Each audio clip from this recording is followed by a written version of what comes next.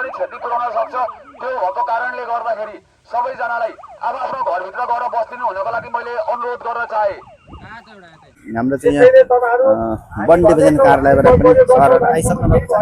हात्तीलाई चाहिँ एकदम संरक्षण गर्नुपर्छ भने हाम्रो बुधबारे इन्चार्ज सरले चाहिँ माइकिङ गरेकै हुनुहुन्छ भने हाम्रो यहाँ जुनेली बस्तीबाट चाहिँ मासतिर छिरिसकेको अवस्था छ र यसलाई चाहिँ अब अस्ति पनि यो बुद्ध शान्ति 4 मा चाहिँ चितुवा आएपछि चितुवालाई चाहिँ संरक्षण गर्न सकिएन। यहाँको जनताहरू पनि अलिकति मूर्खै छन् हो, अलिकति भनेकै नलाग्ने।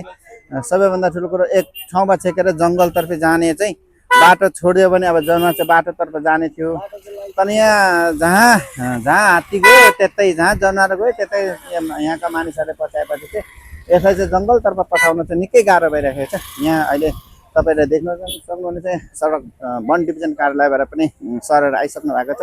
यस हात्तीलाई चाहिँ सुरक्षित संरक्षण गर्ने आफ्नै वनतिर लाने भने मेरो कृपेश भाइलाई पनि मैले आज चाहिँ मेरो भिडियोमा कैद गर्दैछु। कृपेश भाइ नमस्कार, म चाहिँ कृपेश कार्की सर्प उद्धारकर्ता। आज दाइको भ्लगमा आउँदाखेरि एकदमै खुसी लागेको छ। हाम्रो बाहुनडाकीबाट शङ्कर दाइ पनि आइपुग्नु भएको छ। हात्तीको एकदमै विज्ञ भनेर चिनिने झापा जिल्लाभरिमा चाहिँ हात्तीको विज्ञ भनेर चिनिने हाम्रो शङ्कर दाइ पनि बुद्ध शान्तिमा आइपुग्नु भएको छ। एकदमै धेरै खुसी लागेको छ मलाई, हैन।